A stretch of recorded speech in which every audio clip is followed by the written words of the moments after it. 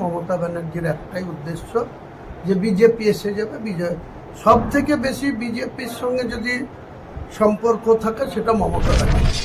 ভোটের দিনক্ষণ এখনো ঘোষণা হয়নি, কিন্তু তার আগেই রাজনৈতিক দুনিয়ায় আলোড়ন তুলেছে জনতা উন্নয়ন পার্টি। অনুব্রতর গড় হিসেবে পরিচিত বীরভূম জেলায় এসে দলের প্রার্থী তালিকা প্রকাশ করেন দলের শীর্ষ নেতা হুমায়ুন কবির। তার এই ঘোষণাকে ঘিরে জেলায় শুরু হয়েছে বিতর্ক। বীরভূমে অনুষ্ঠিত কর্মী সভা থেকে হুমায়ুন কবির স্পষ্ট জানান, আসন্ন বিধানসভা নির্বাচনে দল সুনির্দিষ্টভাবে লড়াইয়ে নামবে তিনি ঘোষণা করেন। বোলপুর বিধানসভা কেন্দ্র থেকে জনতা উন্নয়ন পার্টির প্রার্থী হিসেবে প্রতিদ্বন্দ্বিতা করবেন সৈয়দ সারোয়ার্দী। একই সাথে ময়ূরেশ্বর বিধানসভা কেন্দ্রে দলের প্রার্থী হচ্ছেন জেলা সভাপতি শেখ কলিমুদ্দিন। হুমায়ুন কবির বলেন, ভোট ঘোষণার অপেক্ষা না করে আমরা সংগঠনকে প্রস্তুত করেছি। মানুষ পরিবর্তন চাইছে, আর এই কারণেই আমরা প্রার্থী ঘোষণা করেছি। তার এই বক্তব্যে বীরভূম লড়াই জমাতে প্রস্তুত জনতা উন্নয়ন পার্টি। ভোটের আগে প্রার্থী ঘোষণা করে রাজনৈতিক বার্তা দিতে চাইছে দল, এমনটাই মনে করছেন রাজনৈতিক বিশ্লেষকরা। এখন দেখার বিষয় বীরভূমের মাটিতে এই ঘোষণার কতটা প্রভাব পড়ে। ব্যুরো রিপোর্ট, সময় বার্তা নিউজ। সাংবাদিক বৈঠক একটাই যে আমরা রাজনৈতিক ব্যক্তিত্ব, আমি হুমায়ুন কবির, আপনারা অবগত আছেন যে নতুন একটি রাজনৈতিক দল লঞ্চ করা হয়েছে যার নাম জনতা উন্নয়ন পার্টি। সেই পার্টি থেকে আসন্ন বিধানসভা নির্বাচনে আমরা বীরভূম জেলায় 11টি আসনেই নির্বাচনে অংশগ্রহণ করা বা প্রতিদ্বন্দ্বিতা করার মোটামুটি সিদ্ধান্ত নিয়ে রেখেছি। এখানে আমাদের জেলা সভাপতি কলিমুদ্দিন সাহেব, উনি ময়ূরেশ্বর কেন্দ্রে প্রতিদ্বন্দ্বিতা করবে। সৈয়দ সারোয়ার আমাদের বোলপুর কেন্দ্রে প্রতিদ্বন্দ্বিতা করবে। এছাড়াও আমরা আগামী দিনে 10 তারিখের মধ্যে আমাদের একটা জোটের ফাইনাল সিদ্ধান্তে আসার কথা আছে, 10ই মার্চ।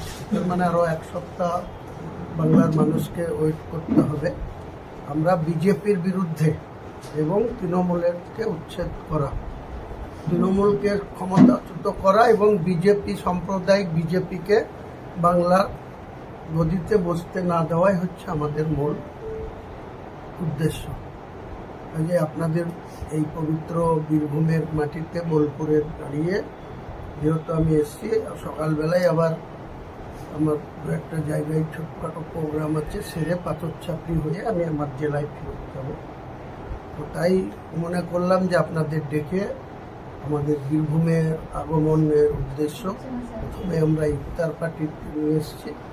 এখন আমরা যেহেতু একটা রাজনৈতিক ব্যক্তিত্ব, আমার দল আগামী আসন্ন বিধানসভা নির্বাচনে অংশগ্রহণ করছে, কাজেই সেখানে আমরা বীরভূমেও আমাদের সক্রিয় অবস্থান ক্লিয়ার করার জন্য আপনাদের দেখাচ্ছি। ভোট নির্বাচনে কি আপনি আসবেন প্রচার করতে? নিশ্চয়ই আসবো। আমি এই বোলপুরে আসব এবং ময়ূরেশ্বরেও আসব এবং আরও যে কেন্দ্রে আমাদের নিজস্ব প্রার্থী থাকবে, কারণ আমাদের যে দল জোটবদ্ধভাবে লড়ব, সেই দলের যারা যে সব প্রার্থী থাকবে তারা যদি আমাকে নির্বাচনে অংশগ্রহণ করতে বলে, প্রচারে অংশগ্রহণ করতে বলে, সেখানেও তাদের হয়েও আসতে পারি। তাছাড়া আমাদের জনতা উন্নয়ন পার্টির প্রতীকে যারা লড়াই করছে তাদের হয়ে তো অবশ্যই আমি নির্বাচনে। তৃণমূল বারবার দাবি করছে হুমায়ুন কবির বিজেপির বি টিম কিছু মুসলমান ভোট টানার জন্য তাকে ব্যবহার করছে, এই বিষয়ে কি বলবেন?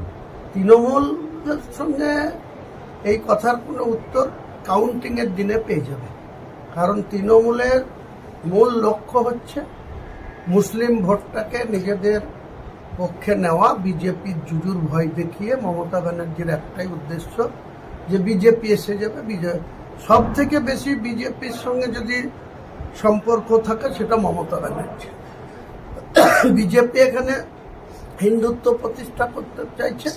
মমতা ব্যানার্জিও মুসলিমদের ভোট নিয়ে 3বার মুখ্যমন্ত্রী হয়ে তিনি জগন্নাথ ধাম করছেন, তিনি রাজারহাটে দুর্গায়ন করছেন, কখনো তিনি শিলিগুড়িতে মহাকাল মন্দির করছেন, কখনো তিনি রেড রোডে প্রতি বছর দুর্গা পুজো আসলেই তাদের অনুদানের পরিমাণ দিন দিন বেড়ে 1,10,000 হয়েছে 2000।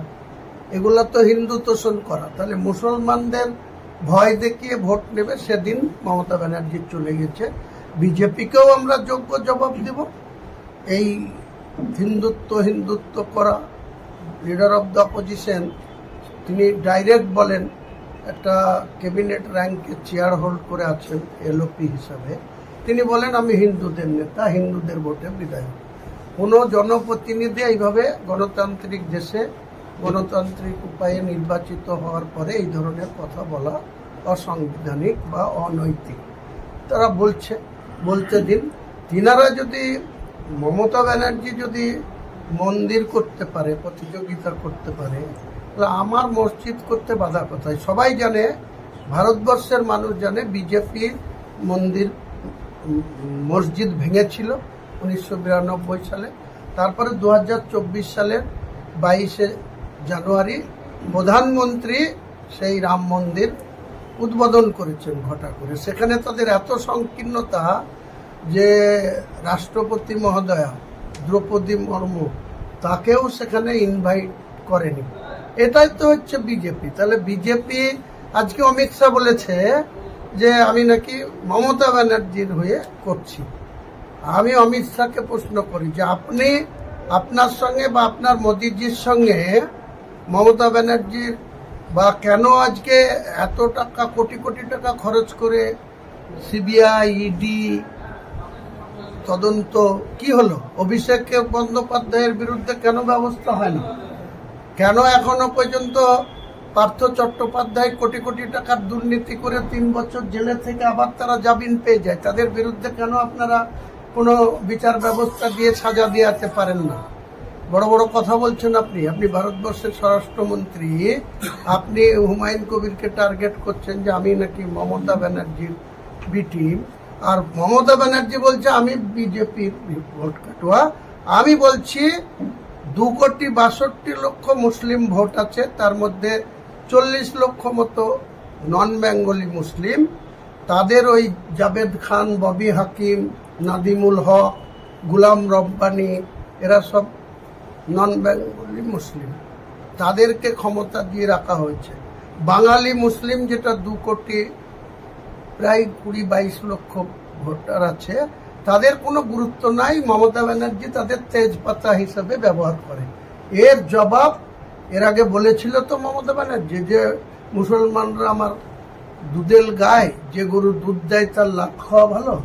এবার জোড়া পায়ের লাত খাবে মমতা ব্যানার্জি মুসলমানদের কাছে। এটা আপনাকে দায়িত্ব নিয়ে এই বীরভূমের মাটিতে বলে গেল। রেজাল্টের দিনে আপনারা দেখতে পাবেন বীরভূমে কোন কোন বিষয়গুলো নিয়ে প্রচারে নামবে। সার্বিক বাংলায় যে সমস্ত দুর্নীতিতে ছেয়ে গেছে, বীরভূমও তো দুর্নীতির একটা আঁকড়াখানা। এখান থেকে কোটি কোটি টাকা তুলে নিয়ে যাওয়া হয়, রাজ্য শাসক দলের কোষাগারে জমা হয়। বীরভূম কি পেয়েছে? বীরভূমের বেকারত্ব জ্বালা রয়ে গেছে। বীরভূমের যারা হতদরিদ্র গরিব মানুষ, তারা খুনোখুনি করছে, মারামারি করছে। তাই বকটু এর মতন ঘটনা স্থাপন করে দিয়েছে মমতা ব্যানার্জি। এইসবের যোগ্য জবাব আগামী দিনে বকটু ইস্যু উঠবে। তোলাবাজি করা কোটি কোটি টাকা, আমার কাছে খবর আছে যে প্রশাসনের মাধ্যমে রাজ্যের শাসক দল এই বীরভূম থেকে 52 কোটি টাকা মাসে তুলে নিয়ে যায়। এসব প্রচারে বলবো, মানুষ সিদ্ধান্ত নেবে। বীরভূমকে কেষ্টগড় বলা হয় এবং এখন কেষ্টগড় সেখানে জনতা উন্নয়ন পার্টি কতটা আশাবাদী বলে মনে হচ্ছে? মাননীয় কেষ্টবাবুকে 3 বছরের কাছাকাছি তিহার জেলে থাকতে হয়েছিল, এই জেলে আর তিহার জেল মিলে। তখন এই মমতা ব্যানার্জি তার পাশে একদিন দেখতেও যায়নি, খোঁজও নেয়নি। আবার এসছে, তখন তাকে আবার বাঘ বলা হচ্ছে। তো তার যে পুরনো পোস্ট, সেই সভাপতি থেকে যে কোনো কারণে হোক তাকে কনভেনার করে এখনো দেখছি কাজল আর বীরভূম, আমরা নিউজ দেখলেই খবর পাই বা খবরের কাগজ খুললেই জানতে পারি যে বীরভূমে 2 মহাবীরের লড়াই চলছে, কাজল আর এই লড়াই থেকে বীরভূমের মানুষকে মুক্তি পেতে হবে। আর মুক্তি পেতে হলে জনতা উন্নয়ন পার্টির পক্ষে ভোট দিতে হবে। তাহলে দেখবেন বাঘ থেকে এরা সব শিয়াল হয়ে যাবে।